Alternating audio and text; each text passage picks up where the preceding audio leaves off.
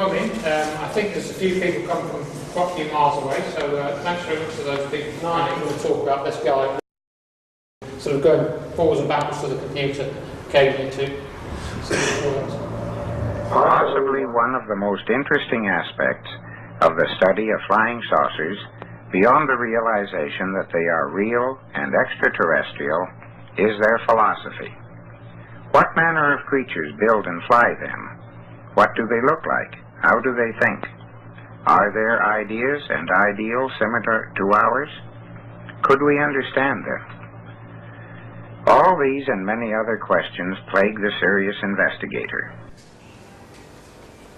So in this presentation we will mainly examine Wilbert Smith's key role in the research and analysis of the flying saucer phenomenon.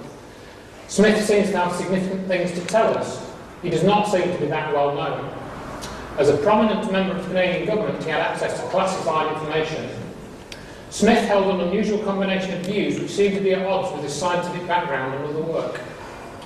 We will come across other figures who either worked with Smith, gave him information, or were speaking out during the same time period.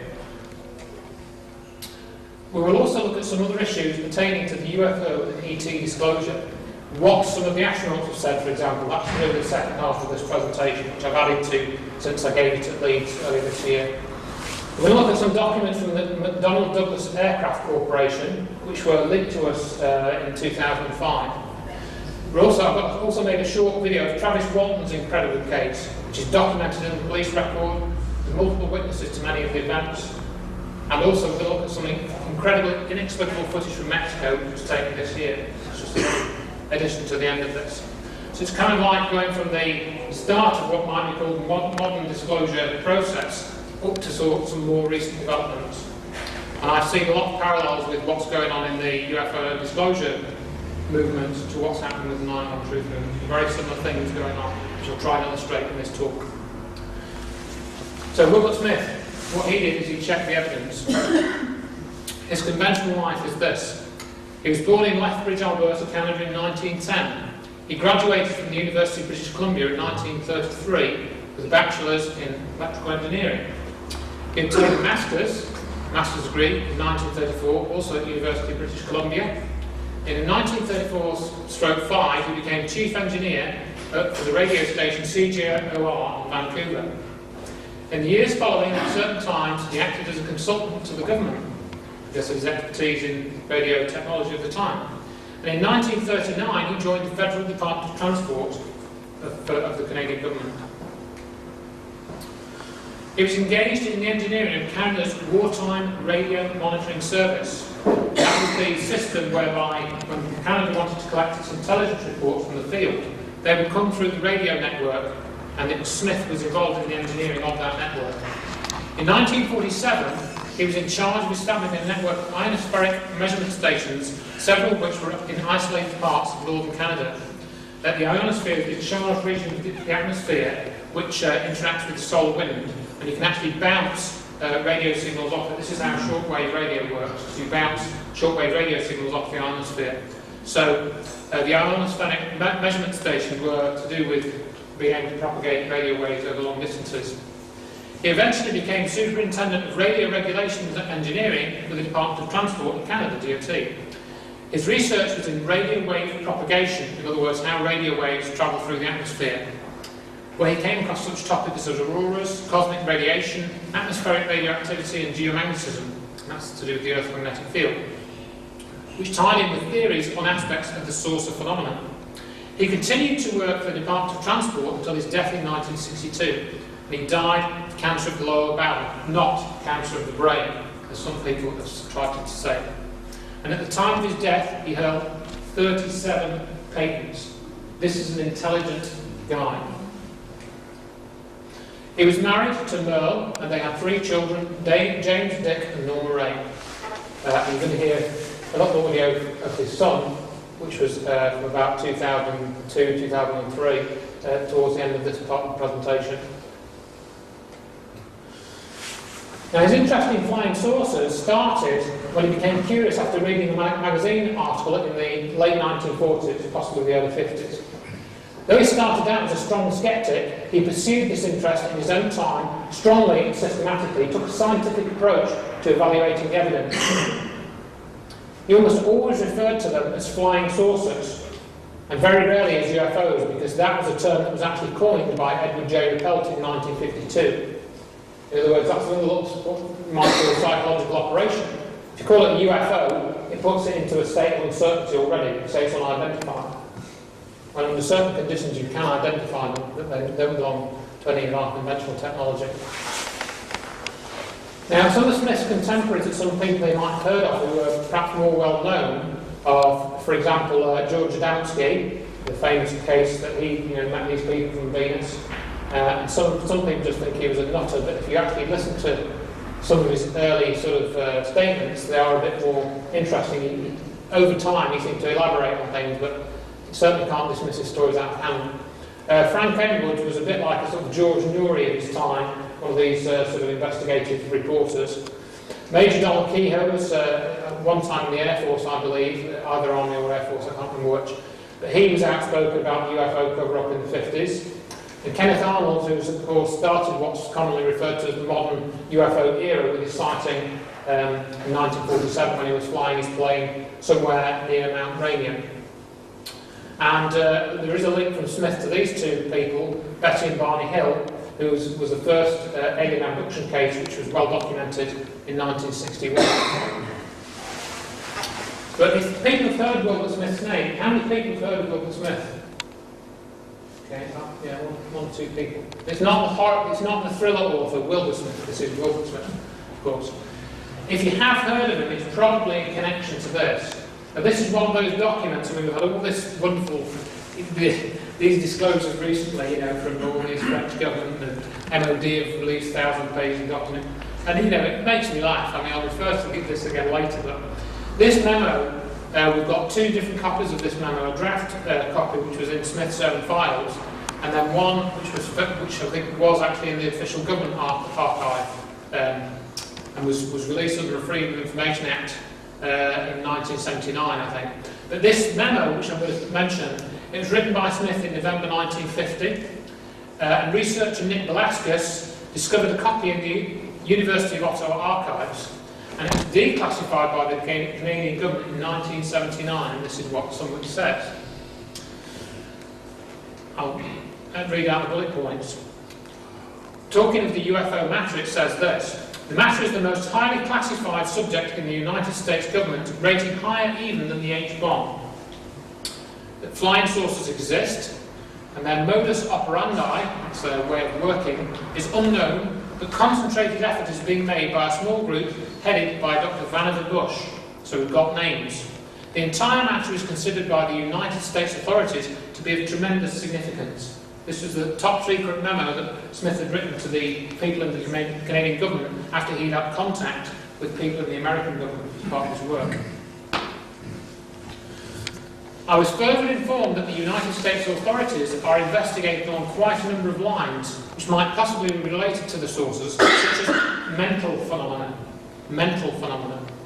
And I gather they are not doing too well, since they indicated that if Canada is doing anything at all in geomagnetics, they would welcome a discussion with suitably accredited Canadians. So already Smith is talking about the mental phenomena associated with flying saucers. This is a very advanced area of sort of study for the time. Now, the information in this memo about classification by the US government came from somebody else. And if the people that have researched into this, like Stanton Friedman and Grant Cameron, say that it came from a chap called Dr. Robert Sarbacher, and he actually confirmed this in 1983 in a telephone interview with nuclear physicist and UFO investigator Stanton Friedman. So how do we confirm that that's what happened? Well, we have an audio of that telephone conversation. Hello? Dr. Sarbacher? Yes, sir. Hi, Stan Friedman up in Fredericton, New Brunswick, Canada. Oh, for heaven's sake. Let's see, early 50s. Now, the notes that I sent you from Wilbert Smith, do you remember? You do remember talking to him? Yeah, vaguely. The Canadian? Yeah, vaguely. Okay, his notes were 1950, and let me see the exact date. September 15th were his notes, 1950. He asked you a question that you didn't answer at that time, which was rather fascinating. Maybe you've just given me the answer in a sense. He quotes you as saying, yes, it is classified 2 points higher even than the H-bomb. In fact, the most highly classified subject in the U.S. government at the present time. And I have the slightest idea why. Well, it seems silly to me. Well, his next comment, that was supposedly what you said, and then his next comment was, may I ask the reason for the classification? And you said, you may ask, but I can't tell you. Do you think that? Because I didn't know. Oh, okay, not because of this crash. You see, there's no mention of a crash per se in this note. Do you think it could have happened after this? I don't know. There may have been several of them. There was some talk that there were. Huh? So there you hear that Sarbacher did give him that information, and he talked about the rumour of UFO crashes, which of course comes up again and again. And it's precisely this sort of information which is left out of these supposedly official disclosures we've been seeing in the last couple of years. Now, it's not clear who gave Smith the information about the mental phenomena, but it wasn't Sarbacher. In other words, that the US were investigating how these sources were controlled under, by sometimes mind control. Smith left the memo draft in the files to give future researchers the truth of what had actually happened in the early days of government investigation into flying saucers. Dying of cancer, Smith made arrangements with his wife to hide the files so that it would survive his death. They would be coming to recover them, he told his wife Merle. As Smith predicted, Canadians, Americans and Soviets approached Mrs. Smith requesting the files for research purposes. And Mrs. Smith told all callers she no longer had the files. After a number of break-ins that might have been linked to the search for the files were passed on to Arthur Bray, and also a researcher who held them quietly for over 20 years.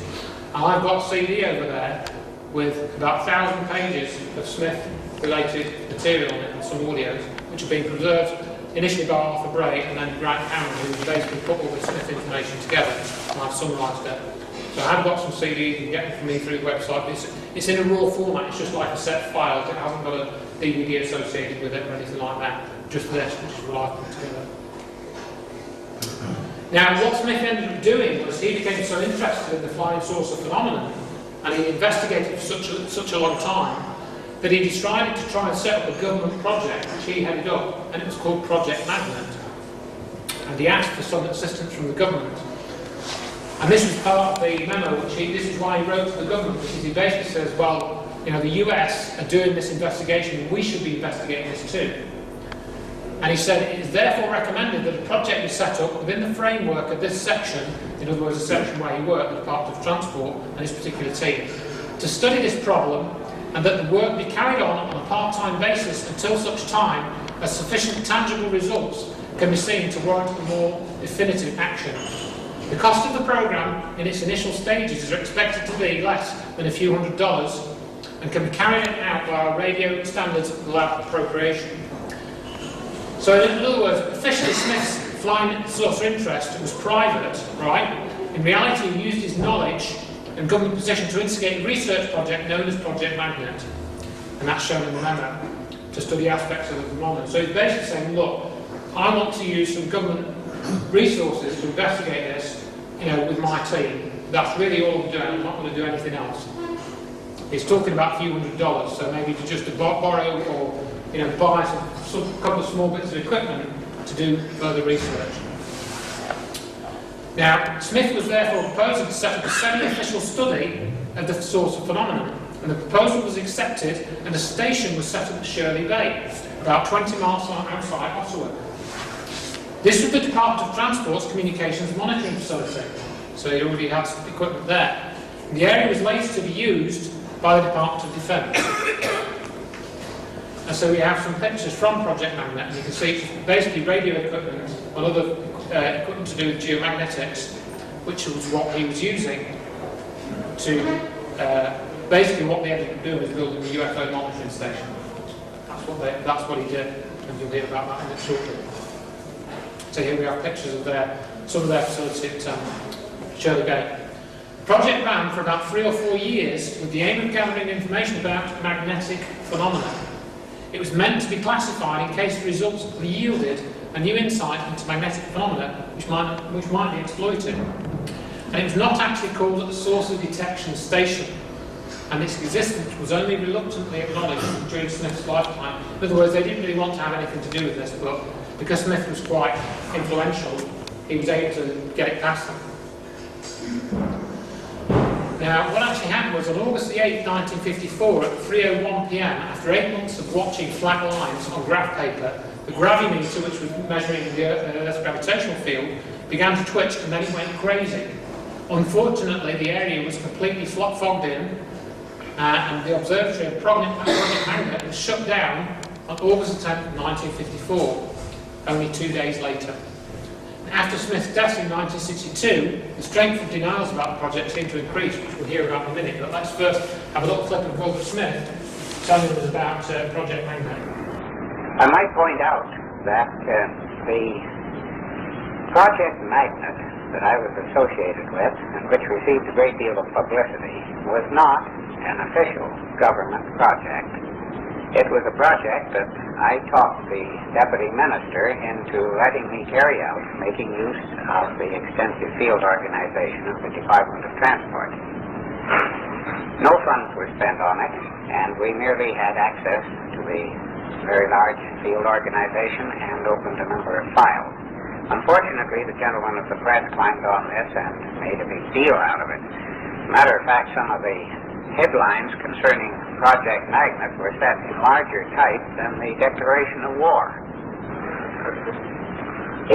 However, we carried the project through officially for about 4 years, and the last year of the 4, we had a little shed set up in which we had a number of instruments, the idea being to try and coordinate sightings with scientific measurements.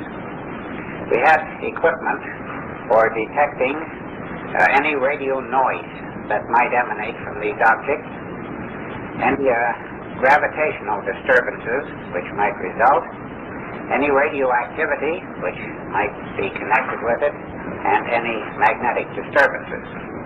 These 4 instruments were of a recording type and produced graphical lines on a recording tape using a 4-pin recorder.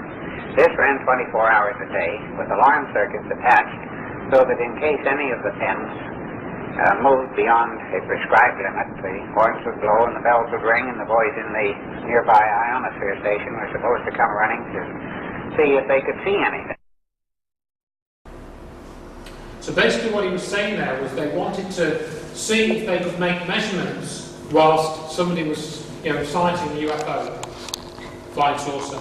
They could measure it with measure magnetic field and so forth. That's what his goal was. So again, he was trying to take a scientific approach. Now, Project Magnet interim report, I don't think I'll read all this out, but basically it was classified in 1953, and it was not declassified until 1979. Okay? And Smith determined that there was a 91% probability that the objects are real, and a 60% probability that they are alien vehicles. He wasn't afraid of saying that. He wasn't afraid of saying that at all. And then Smith commented that somebody had written to him and they wanted to get this report declassified, and he basically says he's no chance, they're not going to declassify it. And he says any report which in any way might prove embarrassing or give rise to questions which he or his colleagues might find difficult to answer is not going to get declassified.